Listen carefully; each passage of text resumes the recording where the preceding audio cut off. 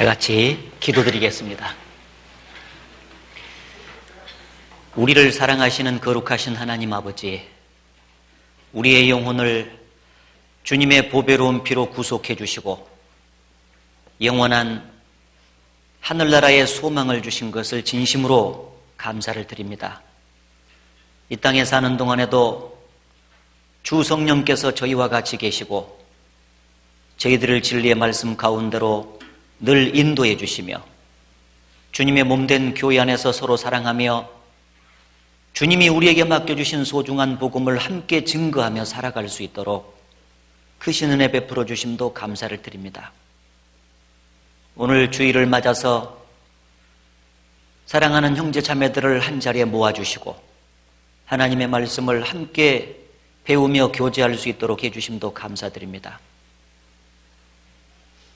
오늘 말씀을 배울 때 각 사람 속에 필요한 말씀으로 채워주시옵소서.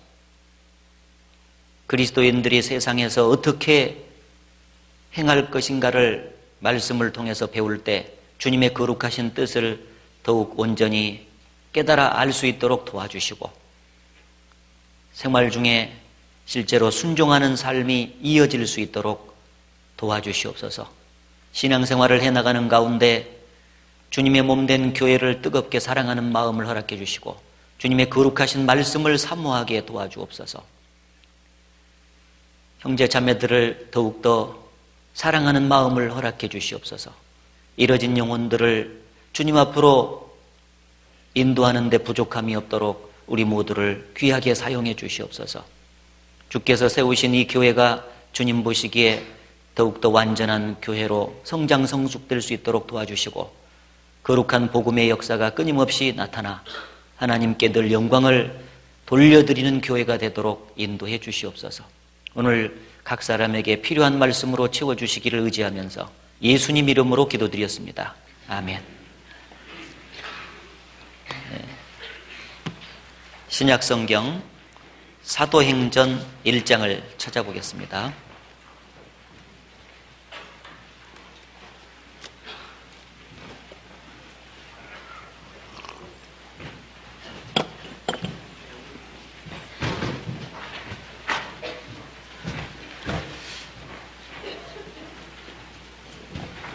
사도행전 1장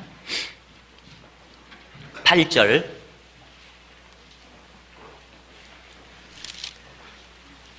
한 절만 같이 읽어보겠습니다.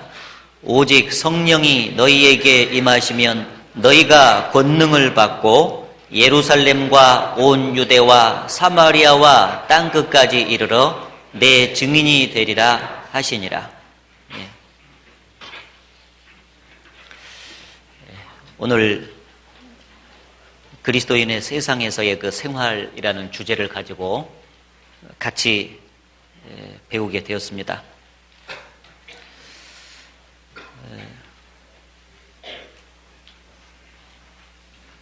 구원받으면 그 복음을 믿을 때 성령이 마음속에 새로운 주인으로 오시고 새로운 주인이신 그 성령께서는 그리스도를 증거하는 일을 우리를 통해서 이제 끊임없이 하십니다. 그래서 이 사도행전의 역사는 성령이 오신 이후에 그리스도를 증거해 가고 또 그리스도를 증거하는 가운데 구원받는 사람들로 말미암아 교회가 형성이 되고 교회를 통해서 또 복음이 증거되고 하는 그 과정의 연속이 그 사도행전의 역사인데 이 사도행전의 역사는 우리가 잘 아시는 대로 사도행전 28장으로 끝나는 것이 아니라 기독교 2000년 역사 속에 끊임없이 진행되어 왔고 역사의 마지막 시대인 우리 시대에도 지금도 진행이 되고 있습니다. 그래서 그리스도인의 그 세상에서의 그 삶이라고 하는 것은 그리스도의 증인으로서의 삶이다. 이렇게 간략하게 증거를 해볼 수가 있을 것 같습니다. 세상에 우리가 나가서 사는 근본적인 그 삶의 목적이 있다면은 오직 그리스도를 증거하기 위해서 산다. 그래서 예수님께서 그 어부 제자들을 부르는 과정 속에서 말씀하시되 나를 따라오너라. 내가 너희로 사람을 낚는 어부가 되게 하리라. 그런 말씀을 하셨잖아요. 세상에서 직업으로 고기를 낚는 그 어부로서 이렇게 사는 사람들을 구원해서 불러가지고 사람 낚는 어부로 이제 바꿔주시는 모습을 볼 수가 있습니다.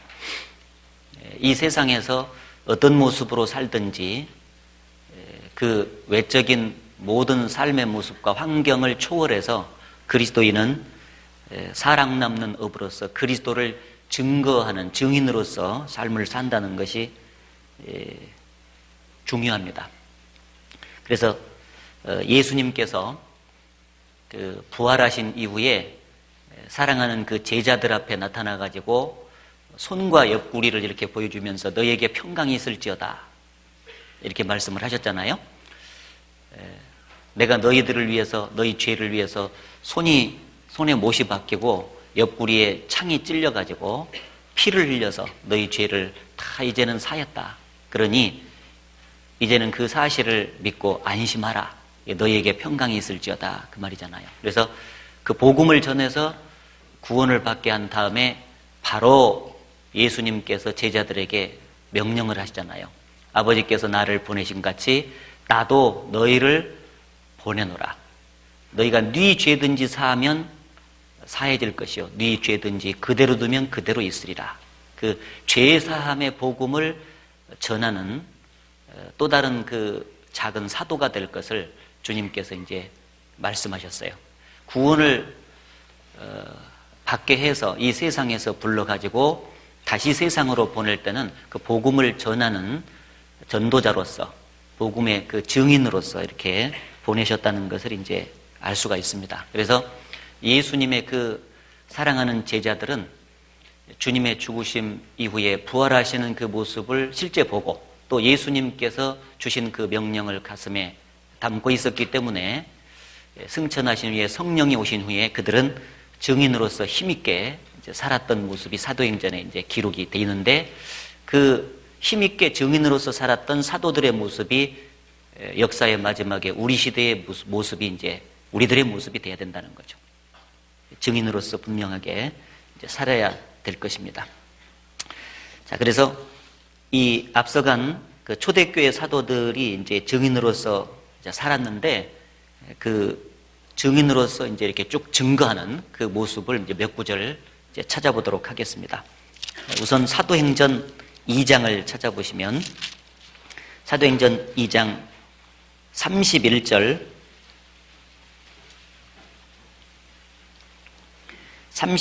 32절 미리 보는 고로 그리스도의 부활하심을 말하되 저가 음부에 버림이 되지 아니하고 육신이 썩음을 당치 아니하리라 하더니 같이 읽겠습니다. 이 예수를 하나님이 살리신지라 우리가 다 이 일의 증인이로다. 이 베드로는 성령이 오순절날 오신 이후에 그 성령의 능력을 힘입어서 백성들에게 아주 담대히 증거를 했잖아요. 예수 그리스도가 죽은 자 가운데서 부활하셨다. 이 일에 우리가 증인이다 하면서 아주 그 증인 역할을 자처하면서 아주 힘있게 증거를 한 내용이 이제 나와 있죠. 그 이후에 계속 예수 그리스도의 증인으로서 증거를 계속하니까 이제 예루살렘에 막 문제가 생겼잖아요. 그래서 종교가들이 예수의 이름으로 다시는 말하지도 말고 가르치지도 마라. 그렇게 위협을 가하면서 예수님을 증거하는 일을 금했지만은 그 사도들의 그 증인으로서의 역할을 막지는 못했습니다. 그 사도행전 4장을 보시면 사도행전 4장 19절 20절 같이 읽어보겠습니다. 베드로와 요한이 대답하여 가로되 하나님 앞에서 너희 말 듣는 것이 하나님 말씀 듣는 것보다 옳은가 판단하라. 우리는 보고 들은 것을 말하지 아니할 수 없다. 여기 우리는 보고 들은 것을 말하지 않을 수 없다. 증인은 확실하게 자기가 보고 듣고 경험한 바를 이제 증거하는 사람이 증인이잖아요. 그래서 확실한 증인의 말은 힘이 있느니라, 그런 말씀 있죠. 사도들은 예수님이 죽은 자 가운데서 부활하신 그 장면을, 부활한 예수님을 실제로 만났기 때문에 보고 듣고 경험한 사람이죠. 그래서 예수 그리스도에 대해서 확실한 증인으로서 증거를 하는 겁니다. 보고 들은 것을 말하지 않을 수 없다.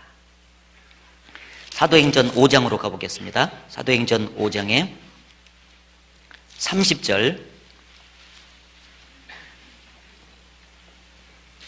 30절에 너희가 나무에 달아 죽인 예수를 우리 조상의 하나님이 살리시고 이스라엘로 회개케 하사 죄사함을 얻게 하시려고 그를 오른손으로 높이사 임금과 구주를 삼으셨느니라.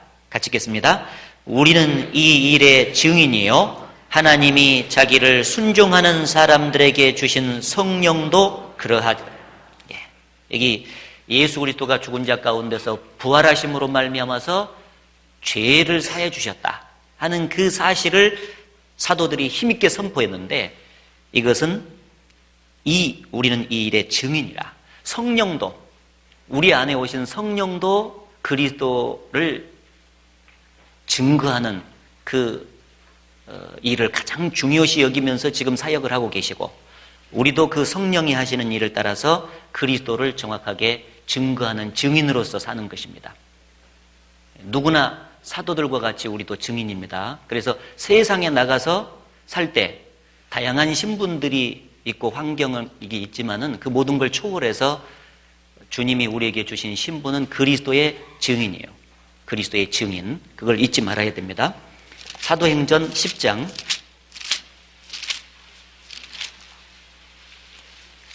사도행전 10장 39절,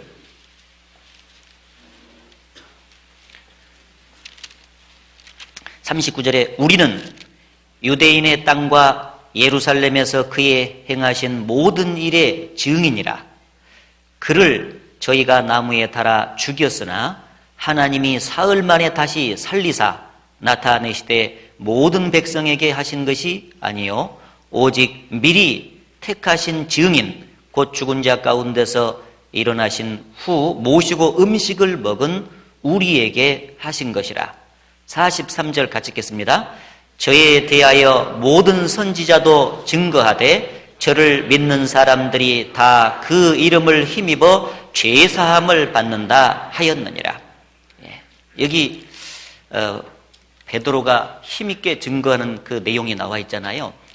그동안 선지자들도 쭉 증거를 했는데 저를 믿는 사람들이 다 그 이름을 힘입어 죄사함을 받는다. 예수 그리스도의 죽으심과 부활하심으로 말미암아 완성된 그 죄사함의 복음을 증거해서 죄사함 받도록 해주는 그 증인, 선지자들이 그 일을 했는데 바로 예수님을 직접, 부활하신 예수님을 직접 보고 음식을 같이 먹었던 증인들이었던 사도들도 그 내용을 동일하게 이제 증거를 했던 겁니다. 그러면 우리들도 그 내용을 정확하게 증거할 수 있어야 되죠. 그래서 데살로니가 전서 1장 5절에 보면 이는 우리 복음이 말로만 너에게 이른 것이 아니라 성령과 능력과 큰 확신으로 된 것이니, 그런 말씀 있죠. 정말 여러분이 복음을 듣고 믿을 때 성령으로 말미암아서 가슴속에 인쳐진 그 믿음, 확실한 믿음을 소유했다면은 여러분은 삶 속에서 그 복음을 전하지 않고는 못 베길 겁니다.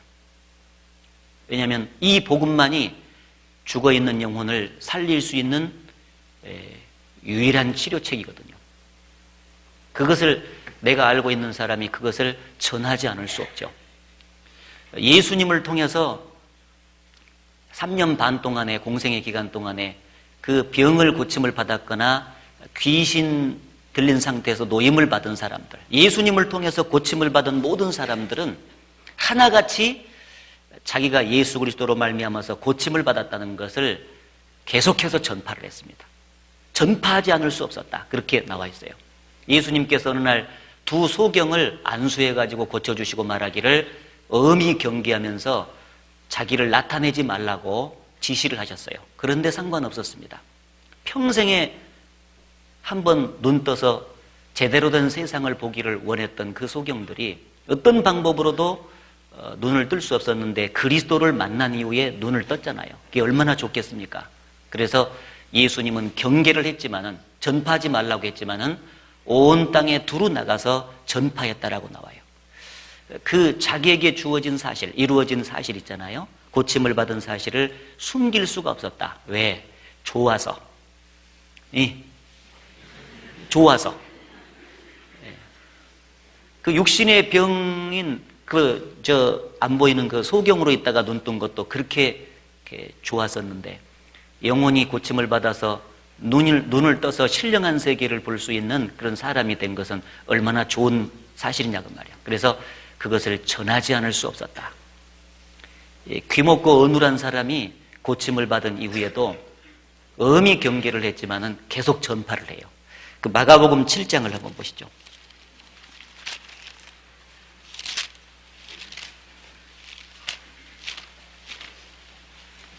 마가복음 7장 32절.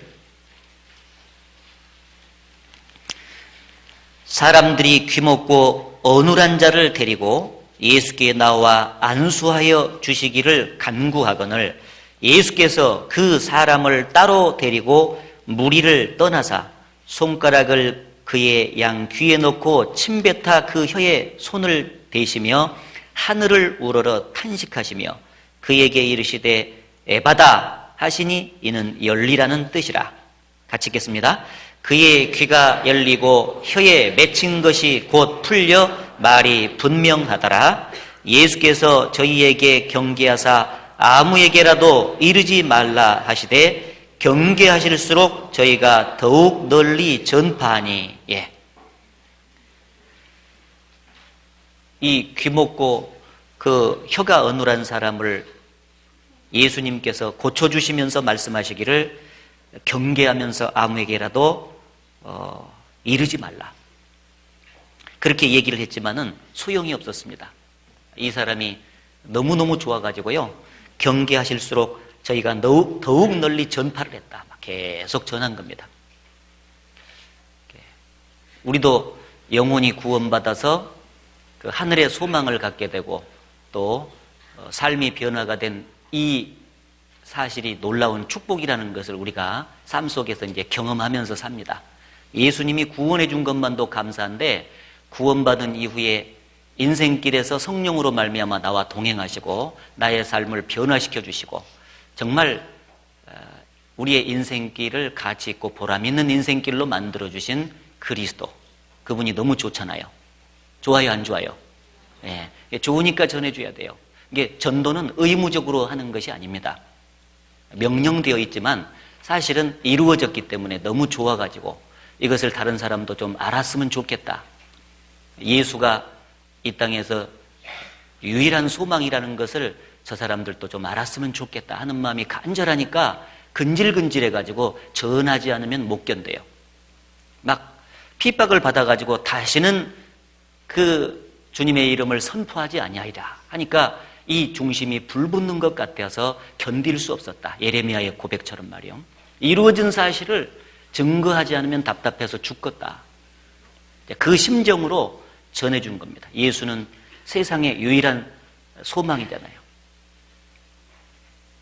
그래서 이 세상에서 우리가 죽지 않고 살아있는 목적은 하나님의 행사를 선포하리로다 하신 말씀처럼 살아있는 그 세상에서의 삶의 목적은 그리스도의 복음을 증거하려고 증인으로서의 역할을 감당하기 위해서 지금도 살아있다 하는 것을 잊지 말았으면 좋겠습니다. 이방인에게 복음을 증거했던 사도 바울의 그 구원받은 이후의 인생 역정은 그야말로 하나님의 은혜의 복음 증거하는 일에 초점을 맞췄죠. 그래서 사도행전 20장 24절에 보면 나의 달려갈 길과 주 예수께 받은 사명, 곧 하나님의 은혜의 복음 증거하는 일을 마치려 하면은 나의 생명을 조금도 귀한 것으로 여기지 않았다 라고 그가 자신 있게 말하면서 삶 속에서 끊임없이 자기는 모든 사람에게 있어서 자유했지만은 모든 사람에게 종이 된 것은 더 많은 사람을 얻고자 함이라. 유대인에게는 유대인같이, 또 이방인에게는 이방인같이, 율법 있는 자들에게는 있는 자같이, 없는 자에게는 없는 자같이 적응하면서 그들을 종처럼 섬겼던 것은 단 한 가지 목적밖에 없다. 내가 복음을 전해서 그 복음에 참여하고자 하는 마음밖에 없었다. 그 단순한 그 유일한 목적을 위해서 나는 평생을 살았다. 그렇게 자신 있게 얘기를 했는데, 우리도 그렇게 살아야 될 것 같습니다. 모든 사람을 어쨌든지 한 사람이라도 더 구원받게 해서 주님께 돌아오게 하기 위한 목적을, 초점을 맞춰서 끊임없이 삶의 현장에서 부지런히 움직인다면 하나님께서 우리를 증인으로서 귀하게 사용해 주실 것은 틀림이 없습니다.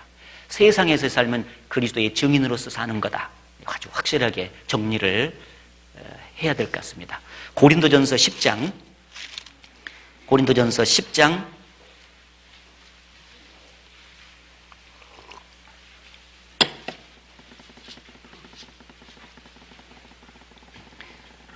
10장 31절, 그런즉 너희가 먹든지 마시든지 무엇을 하든지 다 하나님의 영광을 위하여 하라. 자, 삶의 목적이 하나님께 영광을 돌리는 것인데, 구체적인 그 모습이 어떻게 할 때 영광이 돌아갑니까? 32절에 유대인에게나 헬라인에게나 하나님의 교회에나 거치는 자가 되지 말고 나와 같이 모든 일에 모든 사람을 기쁘게 하여, 같이 읽겠습니다. 나의 유익을 구치 아니하고 많은 사람의 유익을 구하여 저희로 구원을 얻게 하라. 예, 하나님께 영광이 돌아가는 가장 구체적인 방법은 저희로 구원을 얻게 하라. 예, 그리스도의 증인으로서 역할을 해가지고 구원받게 한다면, 그 구원받게 받게 하는 그 모습이 바로 하나님께 영광을 돌려드리는 구체적인 일이다. 가장 중요한 일이라는 겁니다. 자, 그래서 이제 세상에서 우리가 사는 삶은 그리스도의 증인으로서 산다. 이게 정리가 됐죠? 됐죠? 예.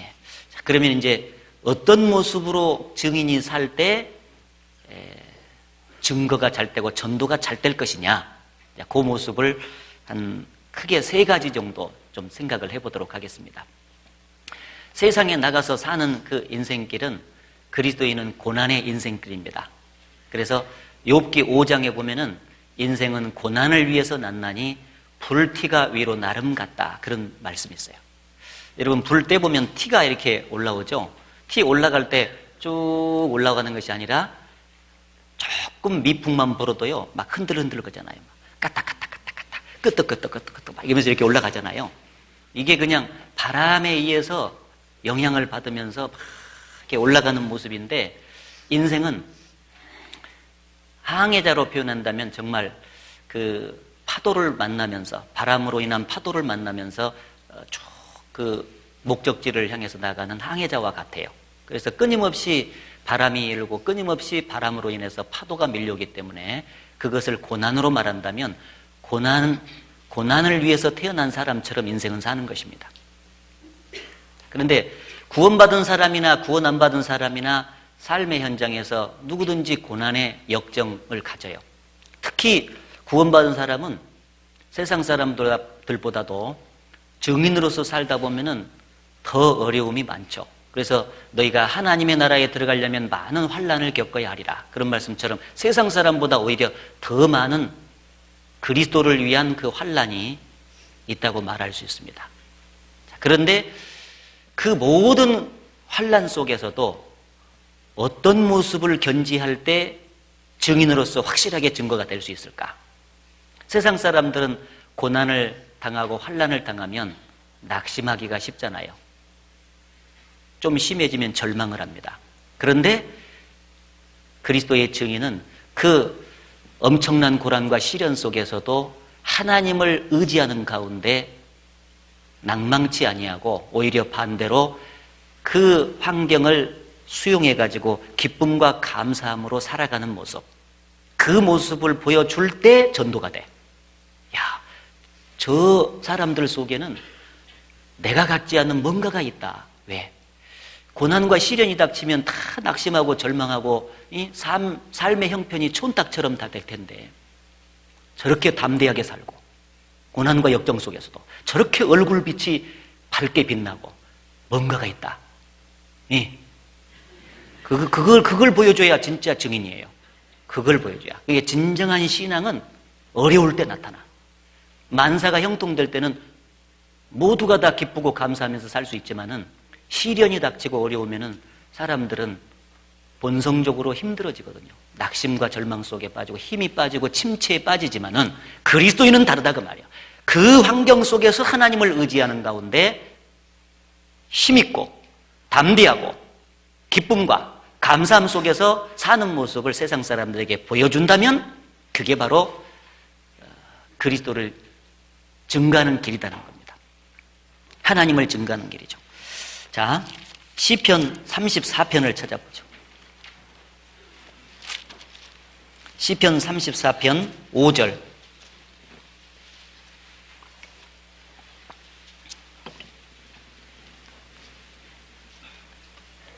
시편 34편 5절 같이 읽어보겠습니다. 저희가 주를 앙망하고 광채를 입었으니 그 얼굴이 영영이 부끄럽지 아니하리로다. 예, 여기 저희가 주를 앙망하고 광채를 입었으니, 예, 그리스도를 의지하면서 사는 사람들은 환난 속에서도 광채가 난다. 의지하는 가운데 주님께서 힘을 불어넣어 주시기 때문에요, 그 환난 속에 구부러지지 않고 담대하게 이렇게 살아갈 수 있도록 도와주거든요. 얼굴에 광채가 나고, 광채가 날 뿐 아니라 항상 기쁨과 감사가 넘치는 것입니다. 그게 다르죠. 그러니까 세상 사람들에게 주님이 없잖아요. 주님이 없는 사람하고 주님이 있는 사람하고 그 점에서 다르다는 걸 보여줘야 돼요. 어려운 시절에 주님 의지하면서 오히려 기쁨과 감사와 찬송이 넘치는 삶을 이제 살아주는 겁니다. 그때 증인으로서 확실하게 증거가 돼요. 그러면 그 고난 가운데도 어떻게 감사를 유지하고 기쁨을 유지하면서 살아갈 수가 있을까? 4가지 비결이 있다고 말할 수 있습니다. 4가지. 첫째는 그 고난을 주신 목적과 고난의 의미를 올바로 깨닫고 있을 때, 그리스도인에게 고난을 주신 그 목적과 의미가 있다 그 말이야.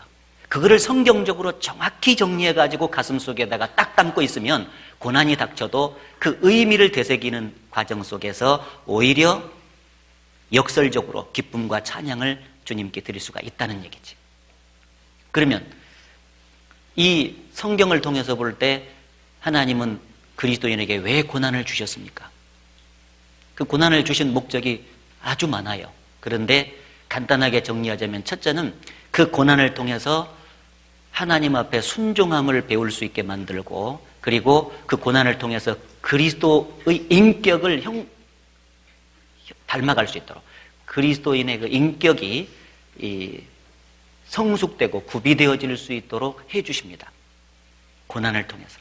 그래서 예수님도 고난을 통해서 순종함을 배웠다, 그런 말씀이 있고, 고난당한 것이 내게 유익이라 내가 이로 인하여 주의 율례를 배우게 되었나이다. 율례를 배웠다는 것은 하나님의 말씀이 깨달아졌다는 동시에 순종하는 삶을 살게 됐다고 말이에요. 고난이 주어지지 않으면은요, 인격이 연단이 안 돼서 자기 생각대로 모든 것이 잘 되면은요, 주님을 닮아가기가 참 어렵잖아요. 자기 생각대로 사니까. 그래서 하나님의 말씀대로 쭉 살려면은요, 어려운 환경이 주어질 때 그 환경 속에서 자기 생각이 버려지고, 또 자기 고집도 버려지고, 또 자기가 그 하나님 보시기에 합당치 못한 그 찌꺼기도 제거가 되고, 그런 과정 속에서 주님의 인격이 우리 안에 이제 나타나기 시작합니다. 그래서 고난은 굉장히 유익한 것이라고 말씀을 하셨기 때문에 고난을 딱 따면, 아, 참 나를 주님께서 다듬으시려고 지금 이런 고난을 주셨구나. 다른 사람 다루시기도 힘드신 판에 나 같은 것 같이 다루시구나. 침 삼킬 동안도 놓지 않으시고, 또 머리털까지 세시면서 주무시지도 않고 졸지도 않으시고 피곤하시겠다. 그런데 나 같은 것을 다루시려고 이렇게 세심하게 고난까지 주시다니 얼마나 감사하냐. 그 생각이 얼른 들죠. 그러니까 이제 낙심하지 않고 감사를 오히려 할 수가 있다, 그런 얘기죠. 뿐만 아니라 그 고난을 잘 극복할 때 영원한 영광까지도 이렇게 보너스로 주시기로 분명하게 약속이 돼 있거든요. 그러니까 하여튼 그 고난을 잘 겪어 나갔을 때 결말이 아름답고 항상 영원한 천국에서의 그 영광이 약속돼 있기 때문에 그것을 바라보고 고난을 잘 겪어 나가는 겁니다. 그러면서 고난 속에서도 낭망치 아니하고 감사와 찬송을 이렇게 드릴 수가 있죠. 고난의 의미를 잘 되새길 때, 목적을 잘 되새길 때 감사할 수 있다. 두 번째는 욕심을 버리고 지족하는 그 마음을 좀 가질 때 이제 감사할 수가 있죠. 빌립보서를 찾아봅시다. 빌립보서 4장.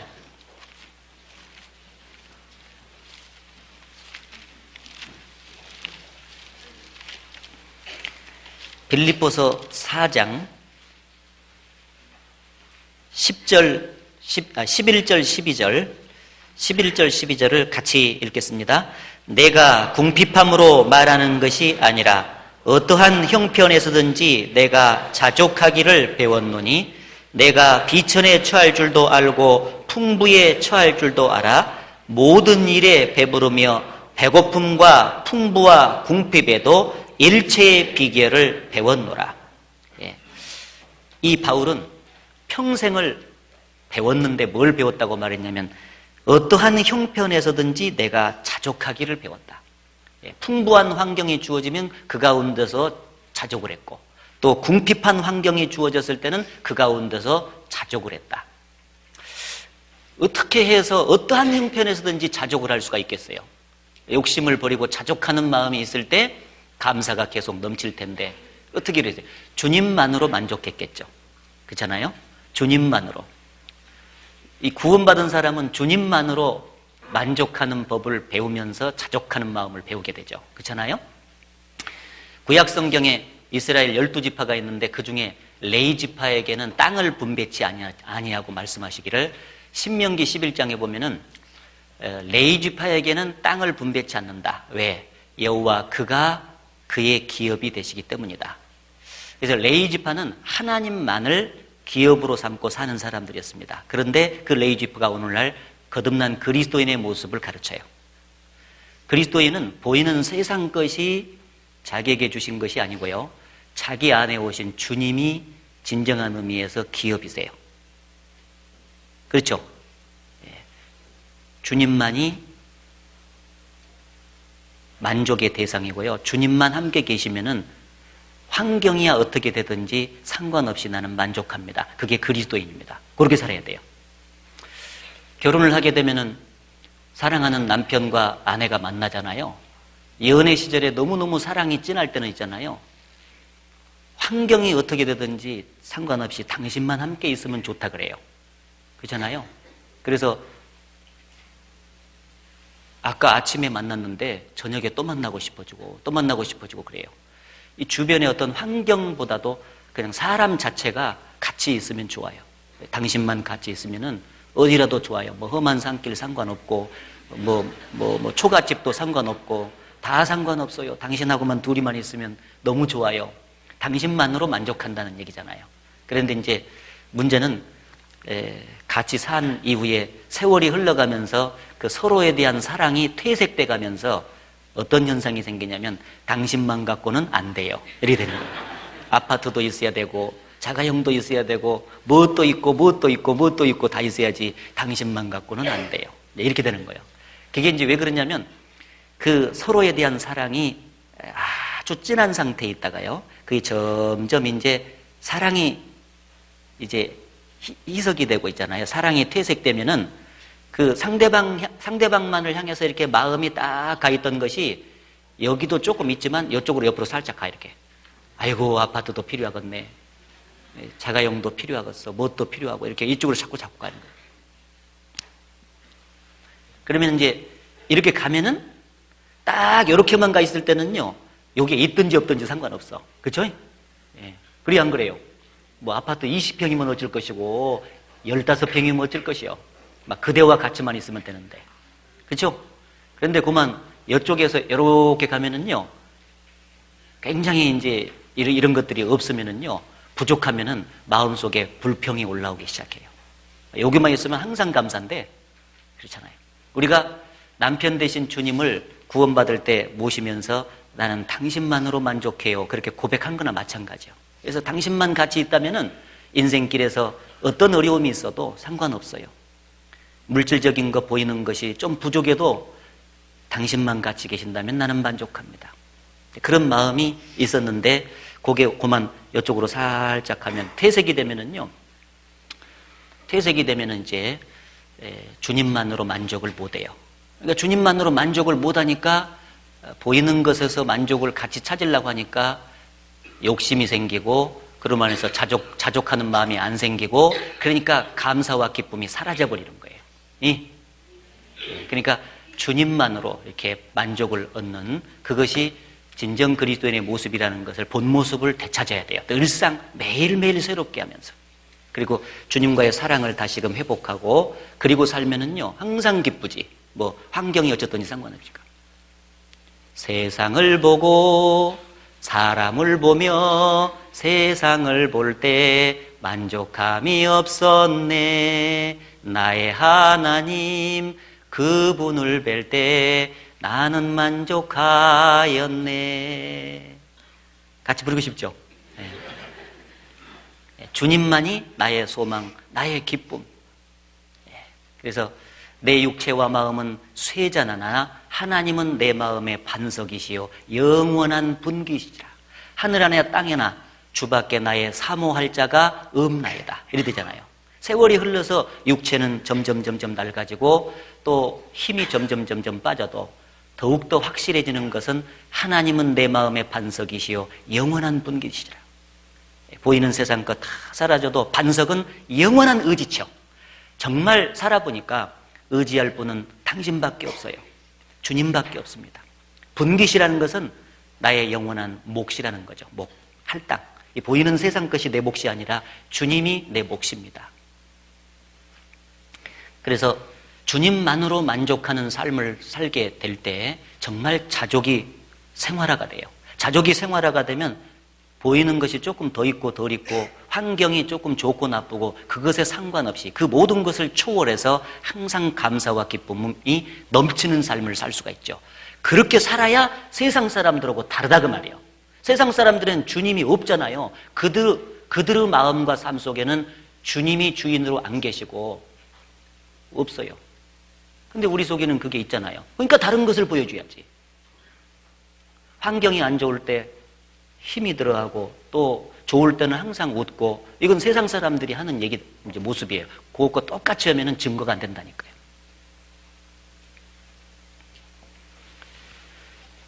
욕심을 버리고 자족하는 마음, 주님 한 분만으로 만족하는 삶을 살 때 감사와 기쁨이 넘치게 된다. 그리고 또 하나는 비교 의식을 갖지 아니하고 달란트 의식을 가질 때 항상 감사가 넘칩니다. 사람들은 본성적으로 비교를 잘해요. 이렇게 비교, 남하고 자기하고 여러 가지 외적인 상태를 비교를 많이 하는데 하나님이 사람을 창조할 때는요 전부 다 독특하게 창조했어요. 이 지구상에 어느 누구도 얼굴이 같은 사람 한 사람도 없죠. 쌍둥이도 어디가 달라도 다르죠. 그렇잖아요? 독특하게 창조를 해주셨습니다. 같은 사람이 한 사람도 없어요. 따라서 그에게 주신 달란트도 다 달라요. 이 달란트를 꼭 재능만 갖고 말하는 것이 아니라 그에게 주신 어떤 능력이라든지 배경이라든지 환경이라든지 어떤 신분, 지위 그 모든 것을 통틀어서 달란트라고 한다면 그 달란트가 다 다르다는 걸 알아야 돼요. 다르다는 것을 인식하고 그 달란트를 하나님께서 나에게 주셨기 때문에 받은 것을 가지고 얼마나 남길까 이것만 생각을 하면 되는데 많은 사람들은 받은 것을 가지고 얼마나 남길까 이렇게 생각하지 않고요. 왜 나는 이것밖에 안 주셨을까? 받은 것을 가지고 서로 비교를 한다니까요. 그러면 안 되잖아요. 다른 사람하고 나하고 달란트가 같으면 안 돼요. 다 달라야 돼. 다르다는 것을 인정해야 돼. 내가 딴 사람보다 더 많이 받았냐 조금 받았냐 그게 중요한 게 아니에요. 딴 사람 5달란트 받았으면은요 그거 갖고 5달란트 남기면 100%죠. 그런데 내가 예를 들어서 조금 덜 받았어. 2달란트 받았어, 나는. 환경이. 그러면 2달란트만 딱 남기면 100% 똑같이 칭찬받아요. 이게 많이 받은 사람에게는 하나님께서 많이 달라고 하신다겠다고. 적게 받은 사람은 적게 달라고 하시는 거예요. 그게 공평하신 거예요. 그러지 처음에 얼마나 많이 받았냐 조금 받았냐 그것 갖고 따지면 안 된다는 거예요. 받은 것을 가지고 얼마나 최선을 다해서 하나님 앞에서 아름답게 남길 것인가, 이것만 생각하면은요 절대 비교의식이 틈타질 않아요. 비교의식이 자리 잡으면은요 사람이 비참해져. 다른 사람보다 내가 낫다고 생각하면 우월감이 들어가지고 교만에 빠지기 십상이죠. 다른 사람보다 내가 부족하다고 생각하면 열등의식에 빠져가지고 인생 자체가 아주 자기 비하 속에서 시달리면서 비참해져요. 그러니까 비교를 한다는 것은 아주 안 좋은 겁니다. 본받는 것은 좋지만은 비교한다는 것은 너무너무 나쁜 거예요. 비교의식을 버려버리고 달란트 의식을 가지자. 비교의식에 시달린 사람은 항상 상대방을 경쟁자로 여겨요. 그러나 달란트 의식을 가진 사람은 상대방을 동력자로 여깁니다. 이 경쟁자가 아니라 동력자로 여길 때 너무너무 아름답잖아요. 주님의 거룩한 일을 위해서 우리가 함께 수고하는 자다. 저 사람이 있어서 나는 좋고 내가 있어서 저 사람은 좋고 상호 의존적이고 보완적인 관계 속에서 주님의 거룩하신 일만 아름답게 이뤄드리면 좋지 않냐. 우리는 협력의 관계다. 동반자다. 이렇게 생각하면은요 뭐 시기하고 질투하고 미워하고 할 것도 자시고 할 것도 없어요. 그런데 그냥 비교의식에 시달려가지고 경쟁자로 딱 알게 되면요 저 사람 때문에 내가 지금 내 역량을 제대로 발휘를 못하고 있다는 거예요. 그래서 그대는 없어졌으면 좋겠다. 이래 되는 거예요. 그러니까 미워가 나오지.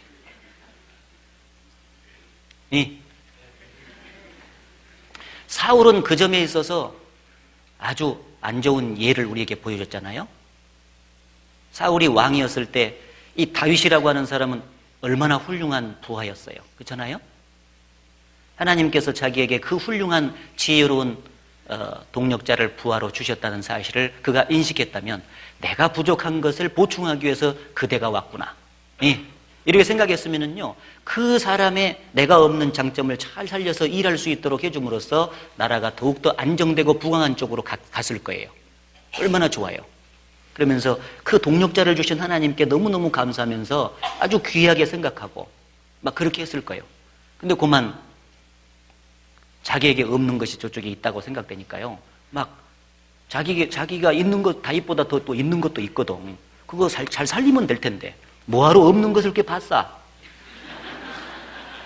그러니까 없는 걸 보니까요 있는 거 주신 거 고마웠고 그걸 살리고 되고 내가 없는 거 저쪽 살리고 그러면 합해서 윈윈, 요즘 말로 윈윈. 그래서 더 잘 될 텐데 말이에요. 뭐하러 없는 것만 봐가지고 그렇게 비교의식 때문에 죽이려고 해가지고 평생을 다윗 죽이려고 쫓아다니면서 인생 낭비해가지고 결국은 마지막에 지가 죽었잖아.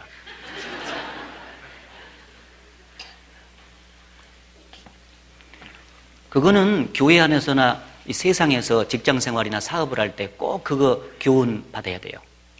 우리는 비교의식을 갖기보다도 달란트 의식을 갖고 상대방이 경쟁자가 아니라 동력자라는 것을 항상 인식을 할 때 어떠한 환경 속에서도 감사와 기쁨을 누릴 수가 있다. 그런 얘기입니다.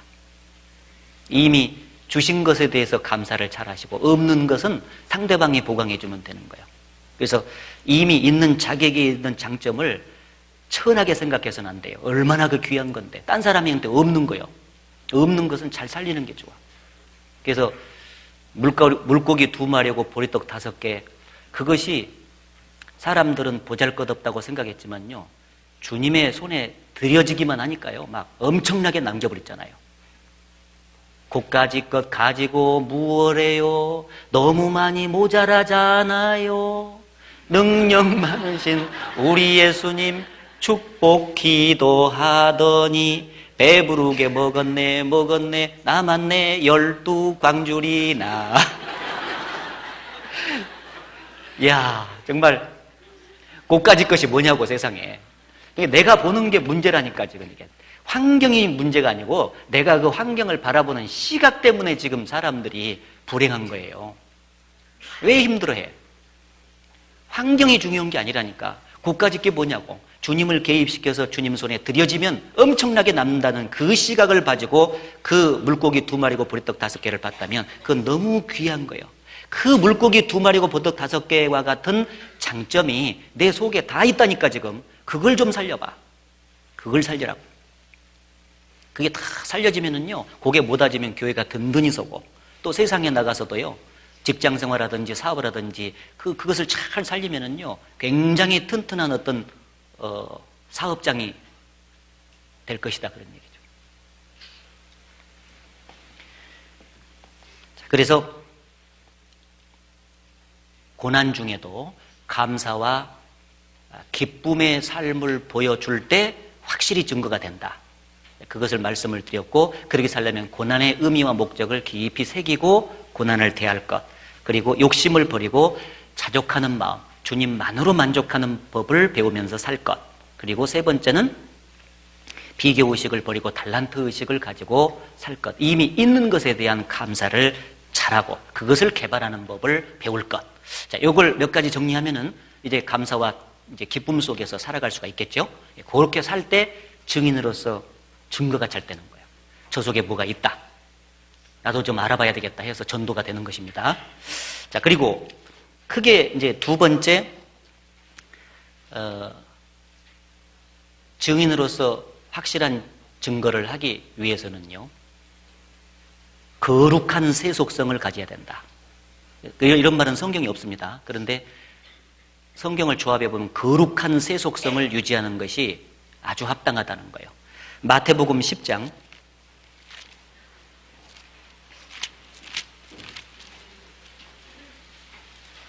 마태복음 10장 16절,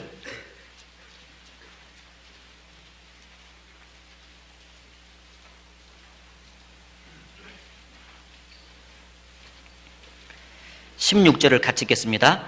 보라, 내가 너희를 보냄이 양을 이리 가운데 보냄과 같도다. 그러므로 너희는 뱀같이 지혜롭고 비둘기같이 순결하라. 여기 뱀같이 지혜롭고 비둘기같이 순결하라 그랬죠. 예수님이 마태복음 5장 16절에 보면 저희로 너희 착한 행실을 보고 하늘에 계신 너희 아버지께 영광을 돌리게 하라, 그런 말씀이세요. 너희의 착한 행실을 보고 영광을 돌리라. 그 말은 착한 행실이 전도의 계기가 되어서 증인으로서 확실하게 증거를 잘하게 된다는 얘기잖아요. 그럼 착한 행실을 어떻게 나타내냐면 여기 뱀처럼 지혜롭고 비둘기처럼 순결한 삶을 살면은요, 착한 행실이 드러나는 거예요. 자, 여기 뱀처럼 이제 거룩한 세속성이라는 표현을 제가 했는데, 거룩한 세속성.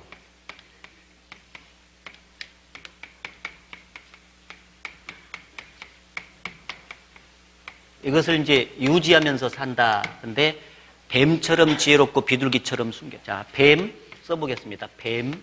이것은 지혜를 상징하고 지혜로운 삶. 그 다음에 비둘기는 순결을 상징한다. 이 두 가지가 같이 내 삶 속에서 인격적으로 배어날 때 증인으로서 확실하게 살 수 있다는 거예요.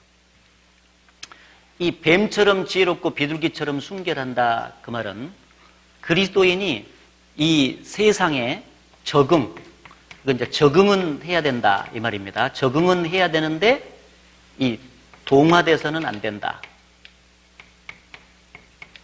구별은 돼야 되는데 격리돼서는 안 된다. 이게 그 말입니다.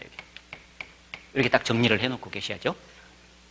그래서 이게 이제 뭐냐면은 이 물고기 예를 두 가지만 들어보죠. 이 물고기가 이렇게 생겼죠?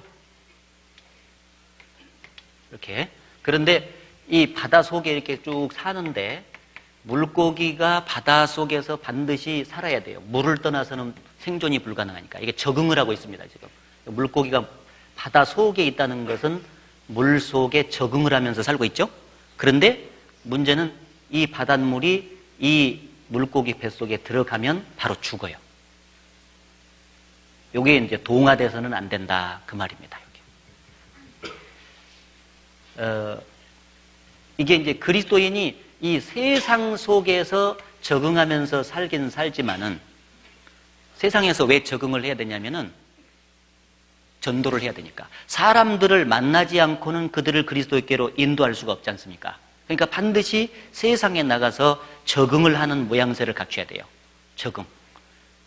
저기 수도원 생활 스님들처럼 절간에서 완전히 격리돼서 사는 것을 성경에서 주문한 적은 없습니다. 구별이라고 하는 것을 오해하면 안 돼요. 세상에서 반드시 살면서 적응을 해야 돼요. 적응을 하는데 문제는 그들이 짓는 죄와는 타협해서는 안 된다. 죄와 타협해서는 안 된다는 거예요. 적응은 하되 죄와 타협하면 안 돼. 이게 중요한 거예요. 자, 여기 그리스도인을 궁창의 증인 달이라고 말했죠. 달이 있는데 이 지구가 이렇게 있잖아요. 달은 항상 지구를 중심으로 해서 이렇게 공전을 하면서 비춰주고 있잖아요. 이렇게 쭉 비춰주고 있는데 비추는 역할을 하잖아요. 이렇게. 자, 영향은 이렇게 쭉 주고 있지만 달은 38만 킬로미터를 정확히 격리해가지고, 떨어져서 쭉 돌고 있다는 사실을 알아야 돼요. 동화되지는 않고 영향은 계속 적응해서 주고 있는 거잖아요. 이런 모습이 똑같습니다. 자, 그래서 예수님을 보게 되면은 예수님은 이 땅에 3년 반 동안의 공생의 기간 속에서 늘 세리와 죄인들과 함께 식사를 하면서 교제를 했죠. 예. 바리새인들은 어찌하여 세리와 죄인들과 함께 먹는가? 그랬잖아요. 당신은 어떻게 그렇게 더러운 사람들하고 놀여? 우리들처럼 깨끗한 사람하고 놀지. 그 말이잖아요. 그러나 예수님은 생각이 달라. 예수님은 죄인을 구원하러 왔기 때문에 죄인 속에 계셨잖아요. 그래서 죄인들과 함께 식사를 하면서 교제를 했다는 것은 그들 속에 적응을 하셨다는 거죠. 적응. 그러나 그들이 짓는 죄를 예수님이 졌느냐? 안 졌어요. 죄와는 타협을 하지 않았어요. 이게 달라. 그러니까 거룩한 세속성이지. 세상에 적응은 했지만 정말 거룩한 상태를 유지하고 살았다. 그런 얘기죠. 예수님. 다니엘 같은 경우도 잘 아시는 대로 다니엘이 바벨론에 포로로 잡혀가가지고 궁정에서 생활을 하는 동안에 그 바벨론의 문화, 바벨론의 그 어떤 옷이라든지 그 다음에 뭐 언어 이런 거 음식 이런 것에 다 적응하려고 노력을 했지만은 한 가지 안 한 게 있죠. 우상의 재물을 먹는 것은 죄였기 때문에 그것은 타협을 하지 않았다고. 요셉이라는 사람이 애굽에 잡혀가가지고 애굽에서 종살이를 통해서 결국은 총리 대신까지 됐는데 요셉이 애굽에 가가지고 애굽 말도 배웠을 거예요. 애굽의 언어도 이제 배우고요. 옷도 애굽 옷으로 다 갈아입고 적응을 다 했을 거예요. 음식도 그렇게 먹었을 거예요. 그러나 그렇다고 해서 죄를 졌냐? 안 졌어. 보디발의 아내가 이렇게 눈짓을 했잖아요. 그런데 no thank you. 성적인 유혹에는 넘어가지 않았어요. 여기 이제 우상 제물 먹는 것은 안 넘어갔어요. 그렇죠? 우리가 그럼 여기다가 이름을 집어넣어야죠. 저는 이제 소관섭이니까 소관섭을 딱 이렇게 놓으면은 소관섭은 세상에는 적응을 해야 돼. 세상 사람들하고 만나서 교제하고 적응을 해야 됩니다. 왜? 그들을 인도해야 되니까. 그러나 그들이 짓는 죄와는 타협을 절대 해서는 안 된다. 그런 얘기예요. 자, 이거를 이제 정확하게 유지를 쭉 할 때 하나님 앞에서 이제 복음이 잘 전해지도록 그렇게 되어 있습니다. 그래서 이제 뱀처럼 지혜롭다 했을 때는 요거는요, 세상에 가서 보면은 이제 직장 생활을 하든지 사업을 하든지 이제 이런 있잖아요. 그러면은 지혜로운 방법이 뭐냐면 성경에는 교회 안에도 그러고 가정에도 그러고 세상에 나가도요, 항상 질서라는 게 있어요. 질서를 파괴하는 사람은 어디서나 욕을 먹어요. 질서를 파괴하는 사람은요, 어디서나 문제시 여겨져요. 그렇기 때문에 일단 가면은 상사에게, 상사가 있잖아요. 자기보다 질서가 위에 있는 사람에게는 항상 순종해줘야 돼요. 성경에 그렇게 돼 있어요. 순종하고 그리고 선한 충성을 다해줘야 돼요. 그가 무슨 일을 맡겼든지 간에 양심을 가지고 철저하게 충성을 다 해줘야 됩니다. 잘 섬기면은 반드시 빛이 나도록 그렇게 돼 있죠. 상사에게 절대적으로 순종하는 모습을 보여야 되는데 까다로운 사람에게도 그래야 돼요. 성경을 하나 찾아보겠습니다. 디도서 2장.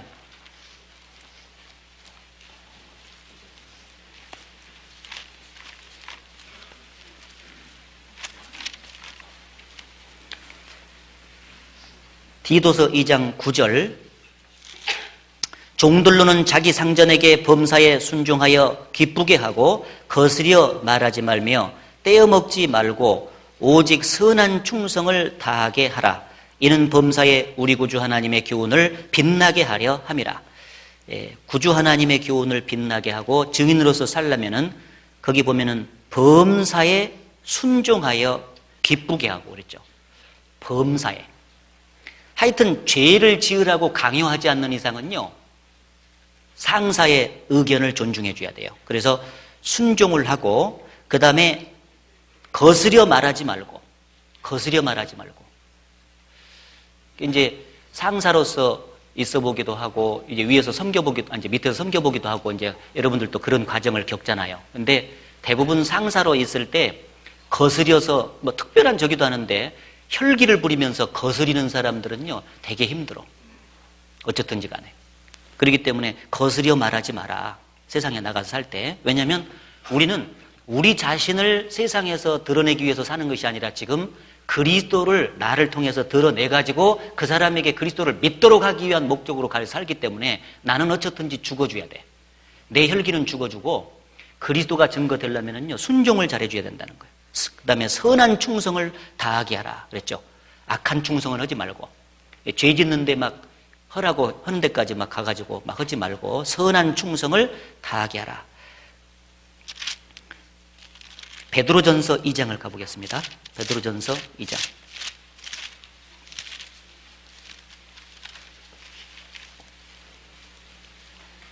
베드로전서 2장 18절을 같이 읽겠습니다.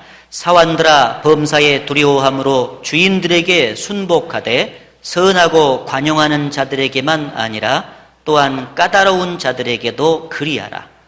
까다로운 자들에게도 순종하라. 그렇게 말씀했죠. 왜냐하면 상사를 항상 좋은 상사만 만날 수는 없지 않습니까? 내 기질상 나하고 굉장히 틀린 반대적인 어떤 상사를 만날 수도 있습니다. 그럼에도 불구하고 항상 순종을 해줘라. 그렇게 말씀을 했고, 특히 자기가 모시고 있는 어떤 상사가 또는 사장님이 믿는 사람이라면 더 잘하게 하라 그랬어요. 성경에. 믿는 사람이라면 더 잘하게 하라.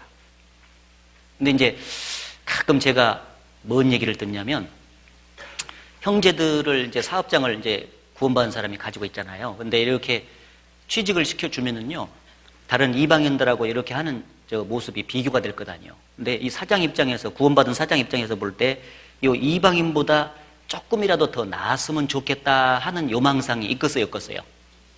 있겠지. 왜냐하면 더 잘해야 빛이 나니까.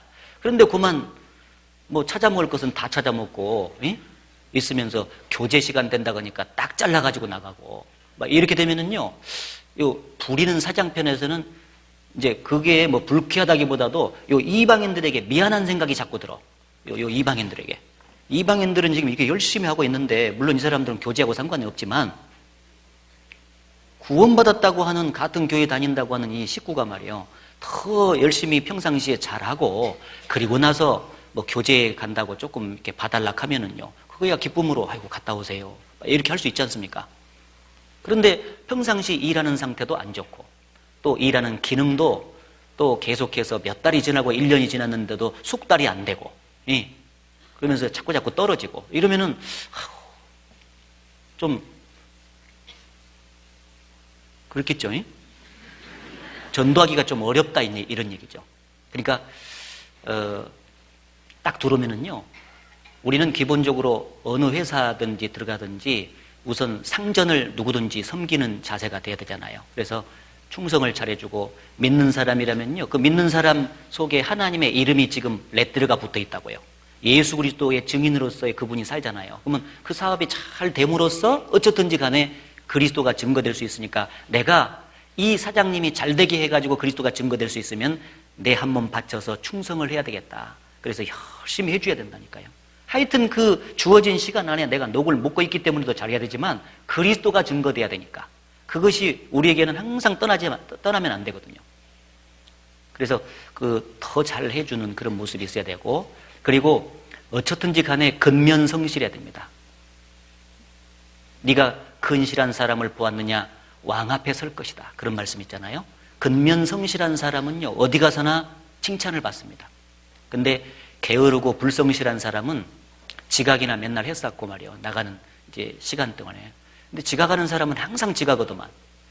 내가 교회 안에서도 보면은요, 11시 10분 전에 말씀을 이제 찬송을 시작하잖아요. 그러면 그때부터 벌써 이제 집회가 시작이 되거든요. 근데 제가 어떤 경우는 이렇게 기도하러 올라올 때 자리가 상당히 비어 있어요. 근데 기도 딱 끝나고 나면 이상하게 다 차 있어. 언제 들어왔는지 몰라. 그 시간에 오는 사람들이 많다는 얘기예요. 그 시간에.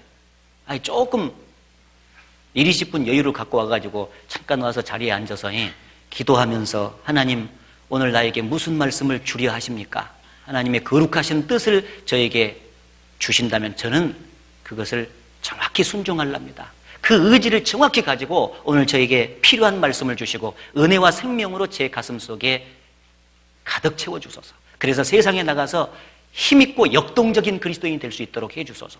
간절히 기도하고 찬양까지 쭉 곁들여서 하면서 말씀을 들으면 얼마나 그것이 은혜가 되겠어. 근데 그 5분 10분을 못 당기더라니까.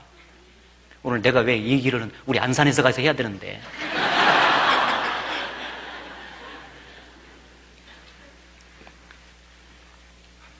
근면성실할 때 나왔는데요, 정말 성실한 사람은 약속도 잘 지키고 또 일찍 미리미리 가야 돼요. 미리미리 탁 가가지고 좀 대비하고.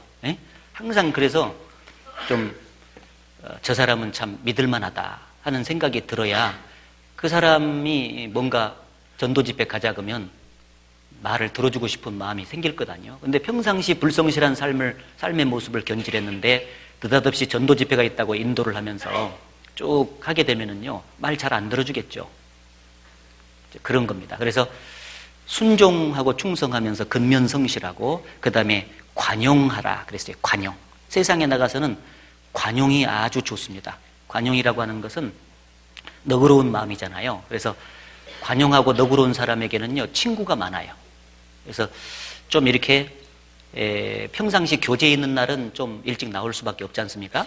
근데 교제가 없는 날이다 그러면은요, 다른 직장 동료들, 특히 전도 목적을 가지고 있는 동료들을 살펴가지고요, 그 사람들이 뭐 일을 하는데 조금 내가 거들어주면 좋겠다 하는 것들이 나올 수 있거든요.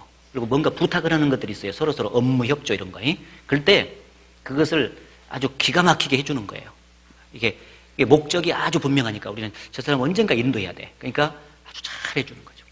그리고 틈틈이 내가 이제 업무 보다가 이렇게 나와가지고 커피 같은 거 마실 때 있잖아요. 혼자만 뽑아 먹지 말고 커피 딱 뽑아가지고 거기다가 딱 책상에다가 갖다 주고, 아이고 힘들겠어. 세파에 시달리면 안 돼야.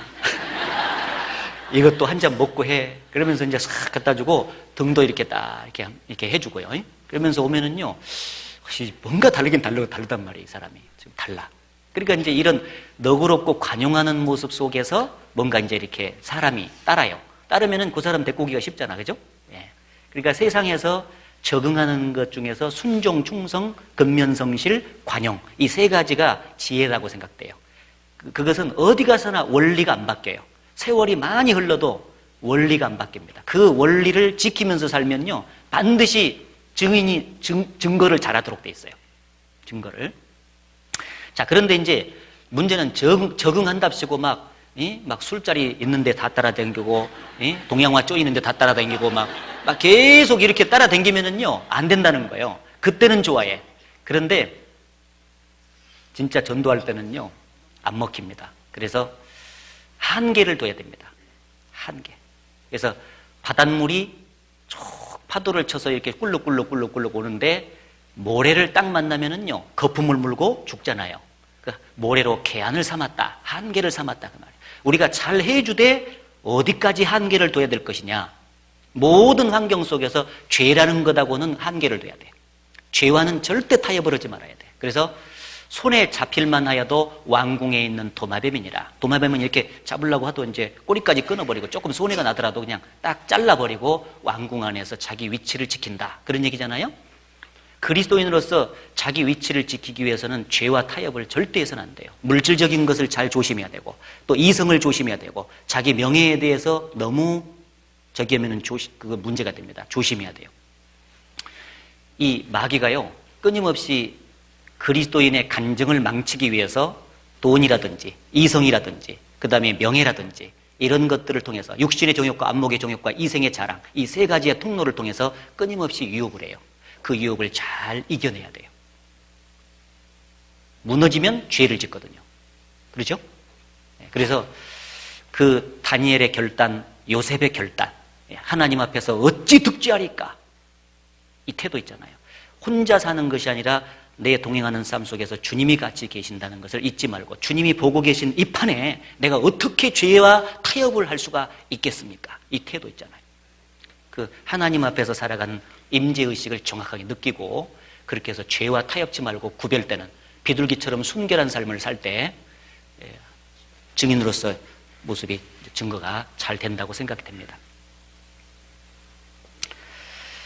자, 두 가지 크게 얘기했죠. 그리고 이제 마지막 세 번째 한 가지만 더 말씀을 드리겠습니다. 요한복음 13장.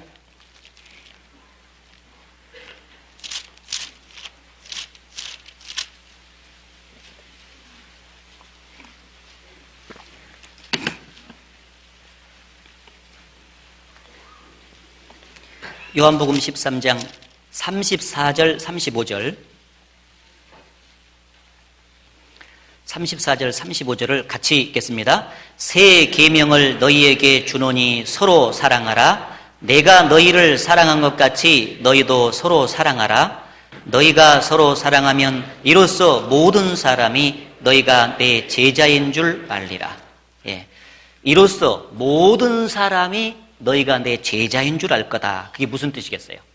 주변에 있는 이방인들도 우리를 통해서 우리가 예수님의 제자다 그렇게 인정한다는 것은 저 틀림없는 예수쟁이구만 이 말이야. 세상 사람들이 말할 때 전 틀림없이 정통파 예수쟁이다 저거.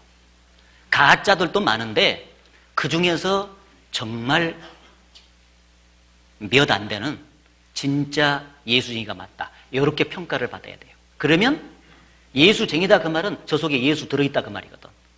그러면은 언젠가 전도할 때 그리스도를 받아들이게 돼요.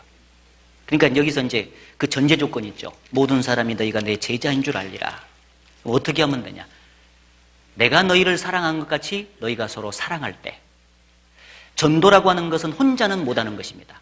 내가 개인 생활 속에서 어쨌든지 주님과 동행하면서 좋은 주님의 흔적을 보이면서 그리스도의 향기를 보여주면서 전도하죠. 그러나 막상 그를 인도하는 과정 속에서는 협력이 절대적으로 필요하도록 돼 있어요. 그렇죠? 내가 직접 가서 전도자로서 막 말씀을 전하지 않는 이상은 모셔와야 되거든. 그래서 비디오를 통해서 함께 듣든지 또 집회에 참석해서 말씀을 듣든지 해서 그때부터는 협력이 절대적으로 필요하도록 돼 있다고 말이에요. 한 몸으로서 연합이 필요해요. 그래서 한 마음과 한 뜻으로 협력이 되려면 반드시 사랑이 있어야 돼요. 사랑이 없으면 깨져요. 사랑. 내가 너희를 사랑한 것 같이 너희도 서로 사랑하라. 삼위일체 하나님은 사랑 자체시잖아요. 그래서 우리가 하나 된 것 같이 저희도 우리와 하나 되게 하옵소서 그런 긴 기도를 했는데 우리는 삼위일체 하나님이요. 성부 하나님, 성령 하나님, 성자 하나님은 삼위일체 하나님으로 온전하게 하나예요. 하나가 된 것은 사랑의 본체시기 때문에 그래요. 사랑. 그래서 예수 그리스도는 그 사랑의 화신으로서 오셔서 십자가에서 피를 흘려서 죽으셔서 우리를 구원하시고 우리 자신을 위해서 온 몸을 내어주셨습니다. 사랑하셨죠?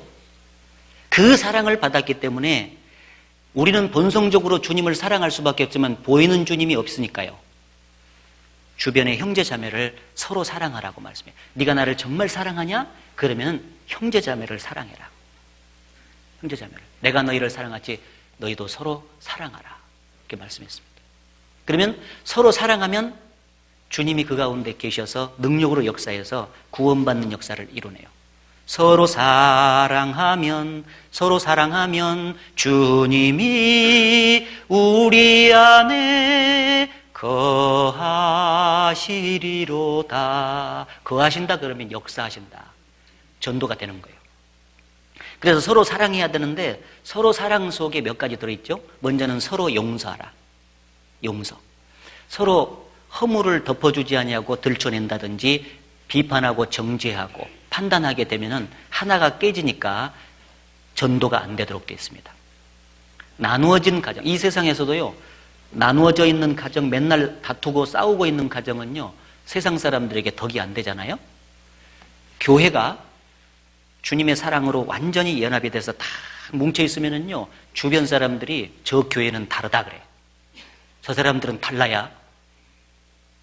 어떤 교회들은 막 무슨 파가 있어서 막 나눠지기도 하잖아.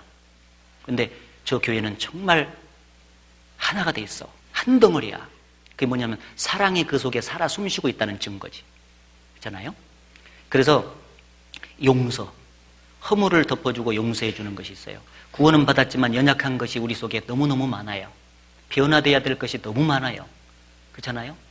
저부터도 쭉 이제 하루를 이렇게 지내고 나서 돌아보면은, 기도해보면요, 아이고, 내가 말할 때 그거 좀 실수했구나. 그 생각도 들고요. 내가 좀 그런 행동은 내가 조금 삼가했어야 되는데 내가 했구나. 그런 것도 막 생각나고 그러거든요. 그러니까 주님 앞에 갈 때까지 변화되어 가는 과정 속에서 있다 보니까 약한 게 많아. 그래서요, 그런 허물을 다 이렇게 용서해주고 덮어주고 할 때 하나가 됩니다. 그래서 자기 자신을 성찰할 때는 냉철하게 하시고요. 다른 사람을 볼 때는 사랑으로 덮어주고 이렇게 해요. 이렇게 하는 게 좋습니다. 그래서 서로 용서하고, 그리고 성경에 보면은 서로 기도해 주라 그랬어요. 기도. 누가복음 22장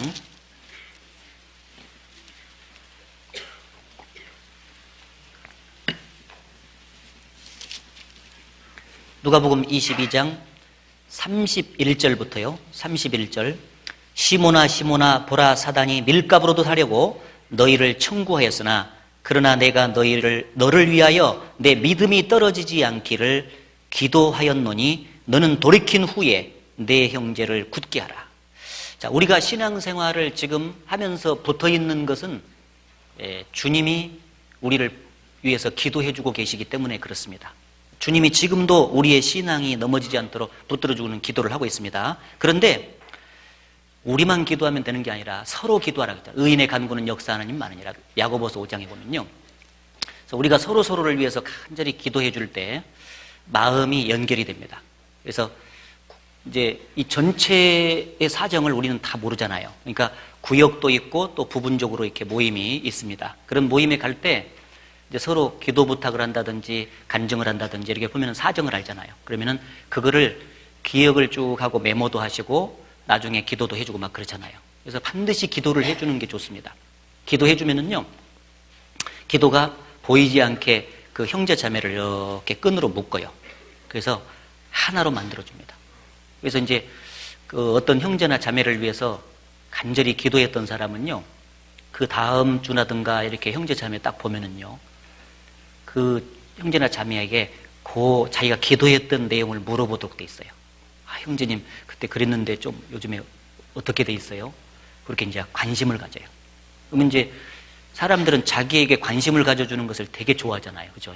그래서 그 관심을 통해서 굉장히 마음이 이렇게 열려요. 그래서 기도를 했기 때문에 벌써 이렇게 마음을 이렇게 결탁시켜 준 거죠. 연합을 시켜 준 거예요. 그런 과정 속에서 자꾸 연합이 돼요. 그러니까 기도는 보이지 않는 끈입니다. 하나님께 내가 기도했지만 그 기도를 통해서 기도 당사자와 나 사이에 끈을 이어줘요. 보이지 않게. 그래서 하나로 만들어주는 특징이 있고요. 특히 합심 기도하면 복음을 전할 때는 능력이 많이 나타나요. 그래서 사도행전 1장에 보면 성령이 강림하시기 전에 그 120명의 사람들이 모여가지고요, 기도하기를 전혀 힘쓰니라 그랬잖아요. 간절히 10일 동안 기도하니까요, 성령이 오셨는데 베드로가 한 번 전하니까 3,000명이 구원을 받았다니까요.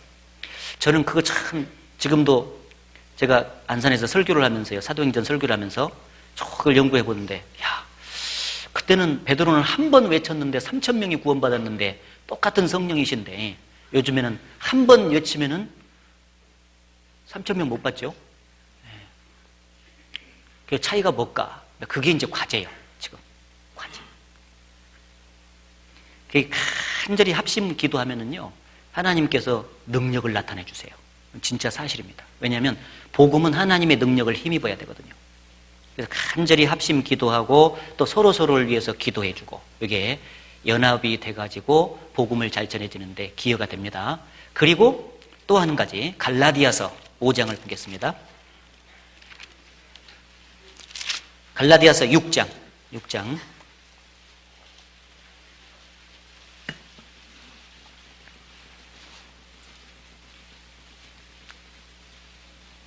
갈라디아서 6장 2절 같이 읽겠습니다.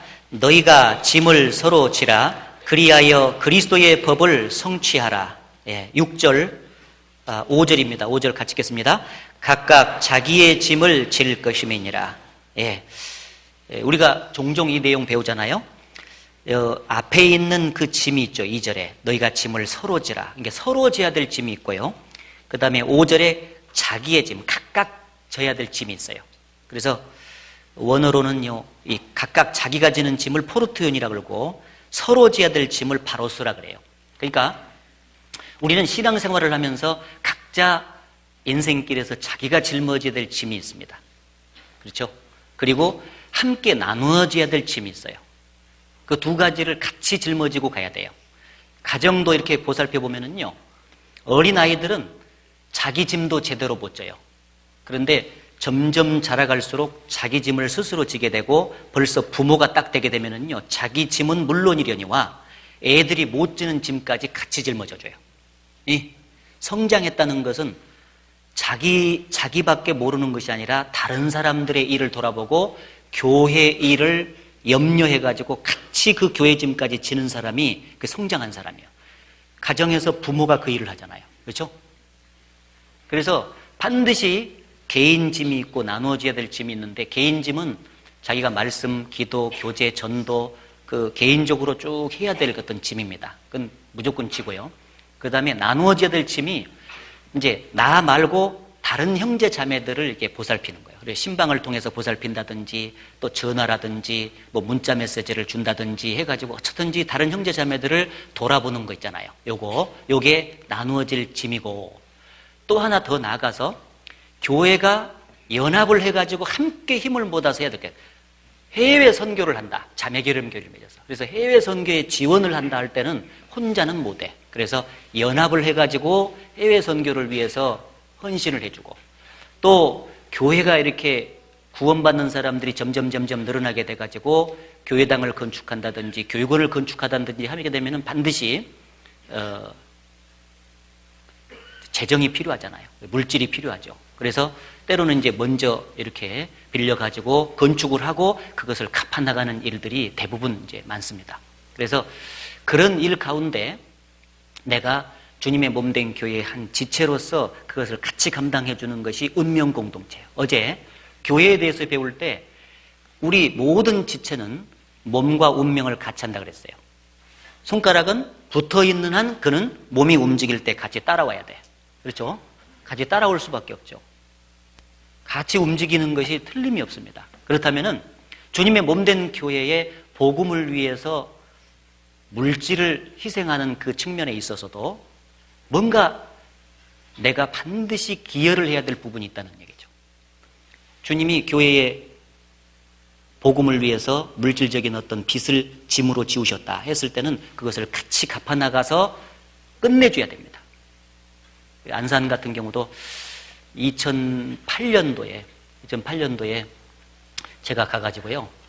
가니까 우선 앞에 있는 그 형제들이 마음을 모아가지고 좀 빚을 청산을 하고 좀 가볍게 해가지고 이자 부담 없이 좀 이렇게 복음을 전했으면 좋겠다 하는 그 건의를 했어요. 그래가지고 연구를 해가지고 빚이 당시에 13억인가 있었는데 그것을 같이 기쁨으로 이제 헌신해서 자기가 작정해서 이렇게 나누어서 짊어져 가지고요. 지금은 그 교회에 빚이 없습니다. 빚이 없고 이제 개인이 좀씩 지금 갚아 나가고 있죠. 기쁨으로 이렇게 하고 있습니다. 그래서 항상 나누어져야 될 그 짐이 있는데 그 교회적으로 주어지는 그 짐을 이렇게 질 때 같이 기쁨으로 한다는 것이 중요하고, 또 하나님 앞에서 그 어떤 물질적인 부분에 대해서 내가 작정을 했다. 그러면은요, 하나님께 서원을 한 것이기 때문에 시편 15장에 있는 대로 해로울지라도 서원한 것은 반드시 갚으라, 그런 내용이 있어요. 지켜야 돼요. 그래서 어쨌든지 그 작정한 것을 좀 삶이 어려워져도 기도 가운데서 근실하게 모아가지고 주님께 먼저 드리고 할 때 하나님께서 또 축복을 해 주실 것으로 생각을 합니다. 그래서 나누어져야 될 짐이 있다. 그것을 같이 좀 기억을 하고, 그것도 같이 할 때 복음이 힘있게 같이 증거될 것으로 생각을 합니다. 그리고 사랑으로 연합이 돼서 아주 친밀한 관계를 유지를 해야 되잖아요. 한 몸같이 친밀하고 마음조차 하나 되어, 친밀하고 하나가 돼야 되는 게 사실이에요. 그런데 여기서 중요한 게 있습니다. 아무리 친밀하고 이렇게 하나가 돼서 한 마음으로 이제 하더라도요, 하나님의 말씀을 벗어나서 친밀하면 안 돼. 이게 중요한 거예요. 한계입니다. 아까 저기 한계가 딱 있다 그랬잖아요. 하나님의 말씀을 벗어나서 친밀해지면 안 돼요. 그래서 그 이스라엘 백성이 예전에 제사를 드릴 때 여러 가지 그 제사가 있었는데 소제가 있는데, 소제는 그리스도인의 신앙생활을 이제 설명하는 거예요. 그 소제를 드릴 때는 반드시 두 가지는 넣지 마야 돼. 무엇을 넣지 마야죠? 소제 드릴 때, 누룩 넣어서는 안 되고 꿀 넣어서는 안 돼. 이 두 가지는 반드시 넣어서는 안 됩니다. 소제는.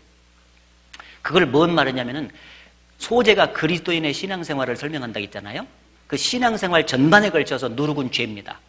그리스도인은 죄와는 절대 타협해서는 안 된다. 그걸 가르쳐주고 있고, 또 하나 꿀이라고 하는 것은 먹으면 달콤하잖아요. 인정을 말해요. 인정.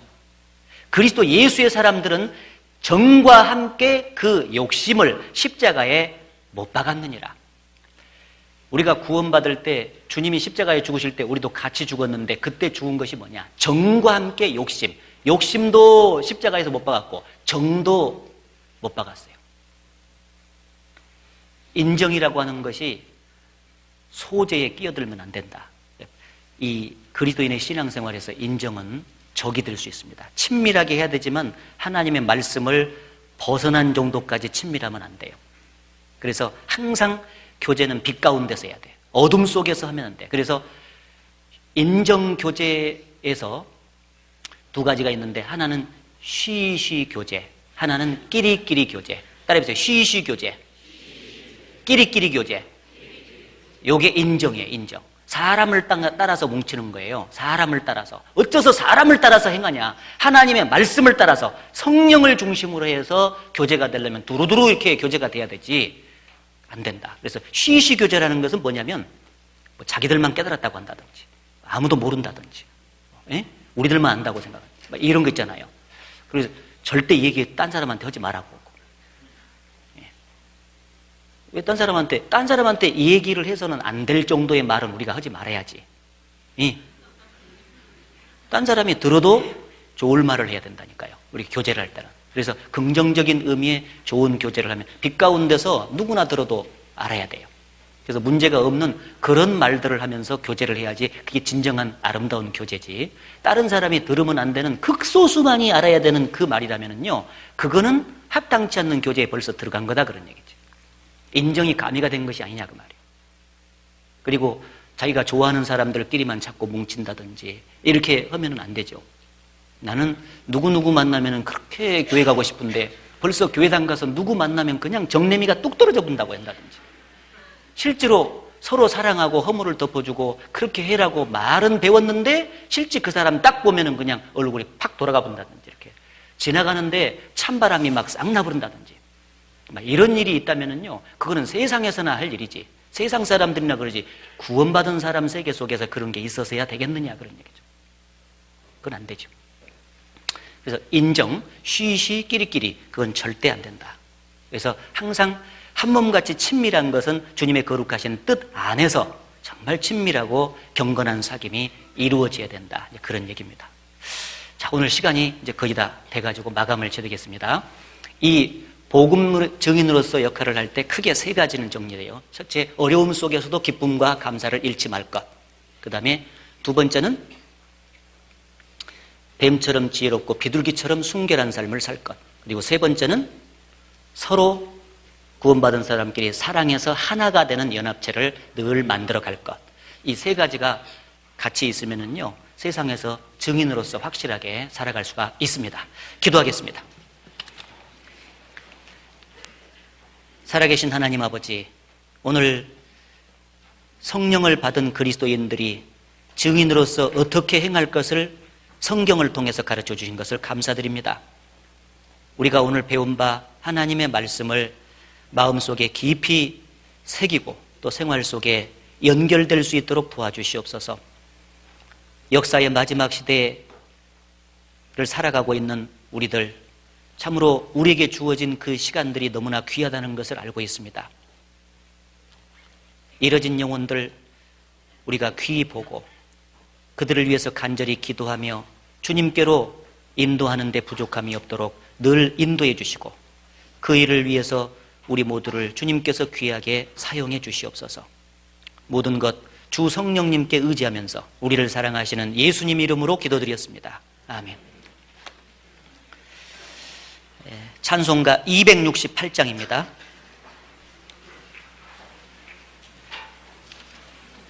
찬송가 268장.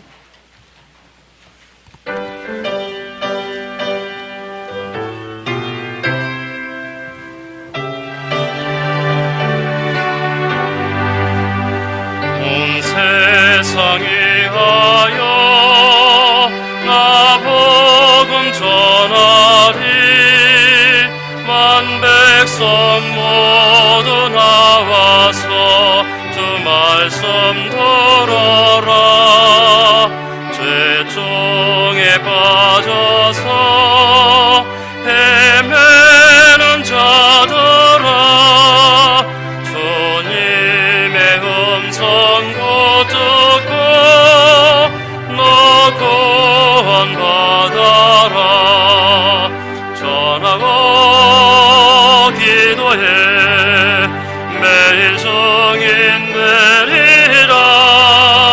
세상 모든 사람들 듣고 그 사랑 알도록 온 세상에 하여 이 복음 전하리. 저 죄인 내게 하고서 주 예수 믿어라. 이 세상 구하려 주 돌아가신 것 나 증거하지 않으면 그 사랑 모르리. 전하고 기도해 매일 증인 되리라.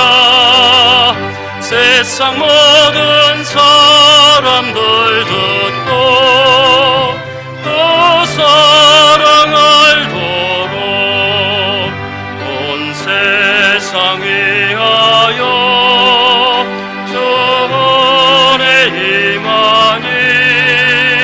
주 예수 이름 힘입어 이 복음 전하자.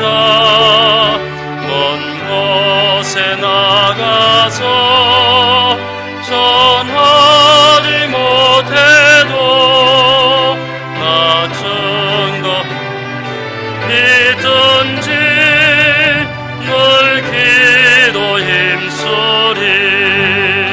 전하고 기도 교회 매일 종인 내밀어 세상 모든 사람들 듣고 또 사랑하도록.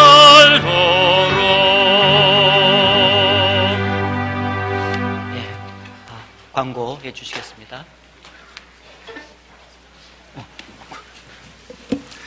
봉사자님 나오셔서 광고해 주시기 전에 한 말씀만 드리겠습니다.